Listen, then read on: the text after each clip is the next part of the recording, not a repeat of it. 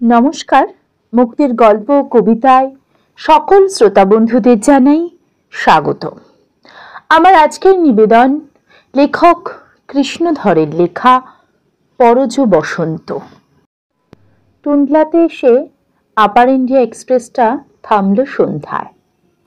একটা তামাটে বিবর্ণতা আকাশটাকে ঘিরে রেখেছে। যাত্রীর কোলাহলে স্টেশনটা মুখর। বাক্স প্যাটরা লটবহর, নাম্বার কি ব্যস্ততা। লাইট পোস্টের গায়ে জল আলোর চারপাশে এখনই ঘুরপাক খেতে শুরু করেছে কয়েকটা পতঙ্গ। সঞ্জয় কামরার জানলা দিয়ে এই ধূসর সন্ধ্যাটা উপভোগ করছিল। একটা নির্লিপ্ত দৃষ্টি। ট্রেনের প্রতিটি মুহূর্তই তার কাছে পরমাশ্চর্য মনে হয়। প্রত্যেক স্টেশনেই এক নতুনতার অনুভূতি। আজকের সন্ধ্যাটা গভীর মমতা ঘেরা মনে হচ্ছে তার কাছে। একটা খুশির প্রশান্ত পরিব্যাপ্তি। অনেকদিন পর শর্মিলার সঙ্গে আজ আবার দেখা। পিসিমণির সঙ্গে শর্মিলা আসছে আগ্রায়। চিঠিতে জানিয়েছে তাজমহল দেখতে, দিন সাতেক থাকবে এখানে। তারপর উত্তর ভারতের আরো কয়েকটি জায়গা দেখে বোম্বাই। এক লম্বা ট্যুর প্রোগ্রাম। অনেক ভাবলেও সঞ্জয় চিঠিটা পেয়ে। আকাশ পাতাল অনেক। চিঠিটা আকস্মিক। চিঠির মানুষটিও আজ 10 বছর ছাড়াছাড়ি শর্মিলার সঙ্গে। কলেজ থেকে বেরোবার গোড়াতেই আউটরামের সেই বুফেতে সেই ভেজা বর্ষার কান্না ঘেরা সন্ধ্যার কথা আর্মির অ্যাডজুটেন্ট সঞ্জয় সেন আজও ভুলতে পারেনি। রৌদ্রদীর্ণ উত্তর ভারতের পিউয়ের ক্ষেতের মতোই সে হৃদয় বেদনার্ত। কামরায় বসে সে কথাই ভাবছিল সঞ্জয়। কেমন গাঢ় ভাষাতেই প্রত্যাখ্যান করেছিল শর্মিলা। একটুকু কি মনে লাগেনি তার? বোনের সহপাঠিনী শর্মিলা স্কটিশে বিয়ে পড়ছিল তখন। সঞ্জয় পোস্ট গ্রাজুয়েটের শেষ ধাপ মারিয়েছে সবে। মাঝে মাঝে বোন বিনিতাকে দেখবার জন্য ডান্ডাস হোস্টেলে যেতে হতো, লোকাল গার্জিয়ানের তকমায়েটে। ডান্ডাসের ওয়েটিং রুমেই একদিন সঞ্জয় আবিষ্কার করেছিল শর্মিলাকে। কি অদ্ভুত বেদনা স্নিগ্ধ তার চোখ। সে চাউনি সঞ্জয় আজও ভুলতে পারেনি। বিনিতাকে ডেকে পাঠিয়ে সঞ্জয় অপেক্ষা করছিল। হোস্টেলের ভিতরে লেবু গাছটা কচি পাতায় ভরে গেছে। কেমন একটা স্নিগ্ধতা। এই বিকেলটাকে অদ্ভুত ভালো লাগছিল সঞ্জয়ের। আনমনে সমারসেট মমের মুন অ্যান্ড সিক্সপেন্সের ওপর চোখ বুলোচ্ছিল। কিছুক্ষণ পর দরজায় ছায়া পড়ল। সঞ্জয় ভাবল বিনিতা, কিন্তু না, দাঁড়ালো সে একটি মেয়ে, বয়স যার 20 পেরোয়নি। শান্ত সমাহিত চোখের চাউনিতে রাজ্যের ক্লান্তি, মৌন বিষণ্ণতা, কিন্তু তার অঙ্কের লাবণী ঢলো ঢলো। সমারসেট বরফ কেটে শর্মিলায় প্রথম কথা বলল। আপনি বিনিতার দাদা? সঞ্জয় ঘাড় নাড়ল। শর্মিলা বললে, দেখুন, বিনিতার একটু জ্বর মতন হয়েছে, শরীর দুর্বল, নিচে নামতে বারণ, তাই আমি এলাম। চিন্তা করবার কিছু নেই, এই ইনফ্লুয়েঞ্জা আর কি। সঞ্জয় একটু ব্যস্ততার ভাব দেখালো। জ্বর হলেও তো আপনারা রয়েছেন, ভাবনার কি আছে। ছোট্ট একটা নমস্কার করে সঞ্জয় ডান্ডার্সের দেয়াল পেরিয়ে কর্নওয়ালিস স্ট্রিটে এসে দাঁড়ালো। ওর কেমন জানি মনে হলো সেই সলজ্জ বিনম্রতায় স্নিগ্ধ অপরিচিত মেয়েটিও যেন দোরগোড়া পর্যন্ত এগিয়ে দিয়ে গেল। সঞ্জয় কিন্তু পেছন দিকে তাকাতে আর সাহস করেনি। যদি না এসে থাকে, এরপরে দেখা হলো কবে? বিনিতাদের কলেজ সোশ্যালে নন্দিনীর অভিনয় করেছিল শর্মিলা। রক্তকরা বীর নন্দিনী, যার প্রেম রঞ্জনের ভালোবাসার রঙে রাঙা। সঞ্জয় তো আজও সে অভিনয় ভুলতে পারেনি। অদ্ভুত আগ্রহ জাগলো তার, শর্মিলার সঙ্গে কথা বলবার আগ্রহ। তপস্যাচারিণীর মতো দেখাচ্ছিল শর্মিলাকে। ভালোবাসার দুশ্চর তপস্যায় যার দেহ মন একটা উৎসবের পবিত্রতায় ঘেরা।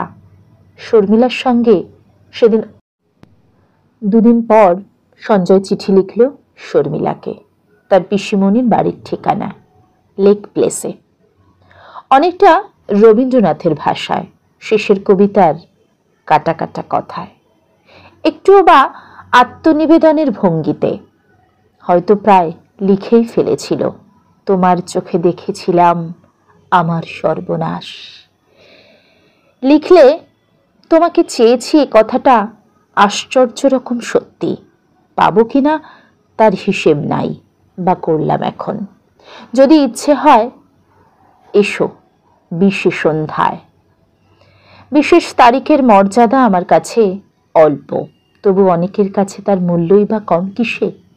ওই দিনটা আমার জন্মদিন। শর্মিলা জবাব পাঠালো না, হাজির হলো এসে সশরীরে, হাতে এক গুচ্ছ রজনীগন্ধা, একটা ময়ূরকণ্ঠী শাড়ি তার পরনে। এত সাজতে দেখেনি কোনোদিন সঞ্জয় ওকে। অবাক হলো তাই, কিন্তু খুব একটা বিস্মিত হলো না, কারণ শর্মিলার এই খেয়ালিপনা তার অজানা নেই। ওরা দুজনে গেল আউটরুমের বুফেতে। তখন শ্রাবণের সন্ধ্যা, গঙ্গার বুকে একটা নিথর ভেজা রাত্রির প্রতিচ্ছবি। তবুও বুফেতে লোকের অভাব নেই। নদীর দিকে অনেকক্ষণ তাকিয়ে আপন মনে হয়েছিল শর্মিলাকে। এত কাছে, এত তার মনের ঐশ্বর্য। এমন একান্ত করে সঞ্জয় আর কাউকে চায়নি। হাত ধরে সঞ্জয় বলেছিল, আমায় গ্রহণ করো তুমি সমী। গলার স্বর আবেগে কাঁপছিল সঞ্জয়ের। পাশের টেবিলে বসেছিল 2 বিদেশি প্রণয়ী। তাদের আলাপের 2-1 টুকরো হিরে ঝকমক করছিল এই তরল সন্ধ্যায় আউটরামের বুফেতে। খুব ভালো লাগছিল দেখতে শর্মিলার। কি সুন্দর প্রাণোচ্ছল মেয়েটি। কি নাম যেন? বিয়াত্রিচে। ছেলেটিকে মিনতি করে বিয়াত্রিচে বলেছিল, accept me my love, I adore you, I adore. কথা বলো শর্মিলা, বলো তুমি আমায় গ্রহণ করলে? শর্মিলার মনে তখন গঙ্গার স্রোতধারা কলকায়মন, অনেক দূরে উপলেশ জমেছে তার ধীরে ধীরে। তার তীরে এসে বোটগুলো থেকে হ্যারিকেনের টিমটিম আলো আসছিল ভেসে, ঢেউগুলো আছাড় খেয়ে পড়ছিল তার গায়ে। অদ্ভুত অনুভূতিতে সঞ্জয়ের মনে পুলকের দোলা লাগছিল অকারণ, আর আকুল আগ্রহে প্রতীক্ষা করছিল শর্মিলার জবাব। শর্মিলা বলছিল, তুমি ভুল করেছ সঞ্জয়দা, আমার সময় হয়নি। সময় আর হয়নি শর্মিলার। সঞ্জয় চলে গেল যুদ্ধে, সৈনিকের কড়া পোশাক চড়িয়ে লিবিয়ার ফ্রন্টে। মাঝখানে কেটে গেছে দীর্ঘ 10 বৎসর। সঞ্জয় মাঝে মাঝে চিঠি পেত শর্মিলার, শুভেচ্ছার চিঠি, নির্বিঘ্নে নিরাপত্তার প্রার্থনা, আর কিছু নয়। সঞ্জয়ের বারবার মনে হয়েছে শর্মিলা ভীরু। পিসিমণির লেক প্লেসের বাড়িতে শর্মিলা বন্দিনী, বদাউনের রাজকুমারীর মতো। লিবিয়ার মরুমৃত্তিকায় খেজুর বৃক্ষের তলায় পাতা ছাউনিতে বসে লেন্স নায়ক সঞ্জয় সেনের বারবার এই কথাই মনে হয়েছে, শর্মিলা ভীরু। দুয়ারটুকু পেরোতেই যত সংশয় তার। কেন? সে তো হাত বাড়িয়েই আছে। এই দ্বিধা কাটাবার পথ তার এই প্রার্থী মনের আকুলতায় কি যথেষ্ট নয়? কি এক অপার রহস্যে ঘেরা শর্মিলার জীবন। যুদ্ধের শেষে সঞ্জয় নানান জায়গায় ঘুরে এখন উদয়পুরে পোস্টেড। আকস্মিক শর্মিলার চিঠি এলো এমন সময়। তাই আজ সঞ্জয়ের এই আগ্রা যাত্রা। আগ্রায় যখন এসে পৌঁছল, সন্ধ্যা উতরেছে অনেকক্ষণ। শুক্লপক্ষে তাজমহলে দর্শনার্থীদের ভিড়। অনেকদিন পর সঞ্জয়ের আগ্রা আসা। এই শহরটার উপর সঞ্জয়ের কেমন জানি একটা দুর্বলতা জমে গেছে এই কবছর উত্তর ভারতে থেকে। আগ্রাতে লোক আসে তাজমহলের আকর্ষণে, সঞ্জয় আসে ইতিহাসের মৌন প্রহরীর অনুভূতি নিয়ে। এখনকার প্রতিটি পথ ঘাট ইট পাথর ও মানুষগুলোর উপর সঞ্জয়ের কেমন এক অদ্ভুত একাত্মতা। ফতেপুর সিক্রির ছায়াঘন চত্বরে বসে এখানেই সঞ্জয়ের জীবনের আরেকটি অবিনশ্বর অধ্যায় রচিত হয়েছিল 5 বছর আগে, যা শর্মিলার জানা নেই। আজ হয়তো সে কথা বলবার সময় হবে, আসবে সে নির্মম মুহূর্তের সুযোগ। আধা আলো ছায়ায় সঞ্জয় স্টেশন গেটের পাশে বোগেনভেলিয়া গাছের তলায় অপেক্ষা করছিল। 8:25 শর্মিলাদের গাড়ি ইন করল। সঞ্জয় ওভারকোটটা গায়ে চাপিয়ে তাকিয়ে রইল গাড়িটার দিকে। দূর থেকেই লক্ষ্য করল, হ্যাঁ শর্মিলাই, ওই তো তার স্বনামধন্যা পিসিমণি। একটা বন্ধা নারীর রাহু দৃষ্টিতে যে শর্মিলার যৌবন নিঃশেষিত। দূর থেকে দেখছিল সঞ্জয়, চেনা যায় না শর্মিলাকে। 30 বসন্তের হাহাকার তার নির্মম ছাপ এঁকে দিয়েছে শর্মিলার অবয়বে। চোখের নিচে পড়েছে দীর্ঘ নিশি জাগরণের ক্লান্তি, প্রতীক্ষায় শবরীর তন্ময়তা। এদিক ওদিক তাকাতেই শর্মিলা গেটের সামনে এসে থমকে দাঁড়ালো। মনে হলো এক্ষুনি অঝোর কান্নায় ঝাঁপিয়ে পড়বে, কিন্তু নিজেকে শক্ত করে দাঁড়িয়ে রইল। বিশাল বপু পিসিমণির আসছিলেন পিছনে পিছনে, কুলির মাথায় লটবহর চাপিয়ে। শর্মিলা ডেকে বললে, তুমি এসো পিসিমণি, আমি টাঙ্গা দেখছি। সঞ্জয় তখনও দাঁড়িয়ে। বললে, কি মনে হচ্ছে? বলতে ইচ্ছে করছে না। মনে হলো যেন পেরিয়ে এলেম অন্তবিহীন পথ, আসিতে তোমার দ্বারে। নিচু গলায়, অনেকটা স্বগতোক্তির মতো। শর্মিলার ঠোঁটের কোণে বিদ্যুৎ খেলে গেল। মনে হলো পথ যেন আর ফুরায় না। এত দূরের পথ, এত দুর্গম। কথা বলতে বলতে তারা এসে দাঁড়ালো টাঙ্গা স্ট্যান্ডে। ঘিরে ধরল কয়েকটা টাঙ্গাওয়ালা। आइए बाबूजी, आइए मेम साहेब, बंगाल होटल। बांगाली बाबू लोगों के लिए बहुत मुसाफिर खाना। একটা বিচিত্র কলরব। তাদের থামিয়ে দিয়ে সঞ্জয় দুটো টাঙ্গা ভাড়া করল। ততক্ষণে পিসিমণি এসে গেছেন। শর্মিলা পরিচয় করিয়ে দিল, বিনিতার দাদা সঞ্জয়। তুমি দেখেছো তো, আমাদের বাড়ি গিয়েছিলেন মালার বিয়েতে। মালা শর্মিলার আর এক পিসির মেয়ে। দোক্তা খাওয়া দাঁত বের করে পিসিমণি হাঁপিয়ে হাঁপিয়ে বললেন, হ্যাঁ বাবা, মনে পড়েছে তোমায়। পরে শর্মিলার দিকে তাকিয়ে বললেন, তা ভালোই হলো সমী, বিদেশে তবু যা হোক আপনজনার মুখ দেখা গেল। শর্মিলাদের নিয়ে সঞ্জয় উঠল বেঙ্গল হোটেলেই। এই হোটেলটা সঞ্জয়ের আগেকার চেনা, পাশাপাশি দুটো ঘর। সকালে চায়ের টেবিলে শর্মিলা বলল, কদিন থাকবে সঞ্জয়দা? তারা নেই নিশ্চয়ই? তারা তা আছে বই কি, সোমবার ফিরতে হবে আমাকে, হাতে মাত্র 2 দিন। শর্মিলার চোখে ক্লান্তির ছাপ আরো গাঢ় হলো। শুক্লা ত্রয়োদশীর চাঁদের আলোয় সেদিন যমুনা টলমল। দীর্ঘ 10 বছর পর শর্মিলার সঙ্গে আবার মুখোমুখি বসল সঞ্জয় তাজমহলের সামনে। ভিড়ের কলগুঞ্জন, কিন্তু সকলেই কেমন আপ্লুত। এক জ্যোৎস্না প্লাবনের ধারায় আজকের সন্ধ্যাটিকে পরম রমণীয় মনে হচ্ছিল। শর্মিলা কথা বললে না, বলতে গিয়ে বারবার কেঁপে উঠল তার ঠোঁট।